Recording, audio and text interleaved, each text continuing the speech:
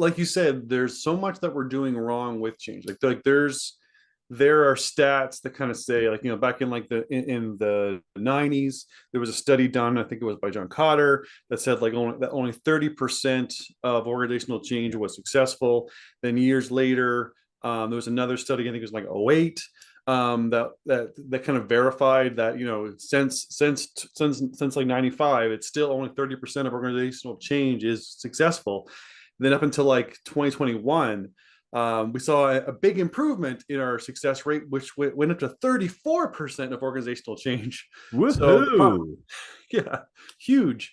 So, but this is the kind of the story, is that organizational change happens all the time. Like, I mean, well, even before COVID, right? I mean, since COVID, COVID's it's like brought one or two small changes little to the thing. way businesses operate. Yeah. Yeah, but even before in 2019, change was so common: digital adoption, new leadership, mergers and acquisitions. There was just so much stuff that happened on a regular basis. Maybe some things that organizations don't think about as organizational change or change management, like, a new CRM.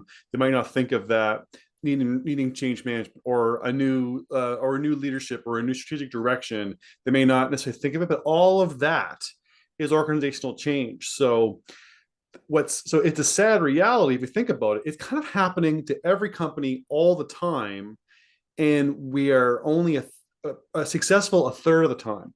And it's not that it isn't completed, that 30%, 33% is completion. The change still happens, like, 100% of the time, but it's so over budget, it's so ineffectively implemented, it's so scattered in its success and its adoption, and it's so expensive. That's why it's not considered successful. Even though the company is different afterwards, they are way over budget, way behind the time they need, and it's sporadic and inconsistently implemented.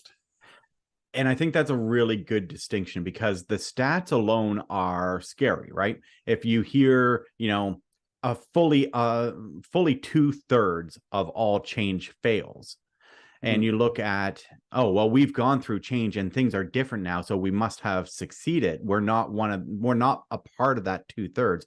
Well, no, that's not what the statistics are actually saying. It's not that 2/3 of change fails to happen. Mhm. It's that 2/3 of it is over budget. Yeah. It's that your timelines are shot.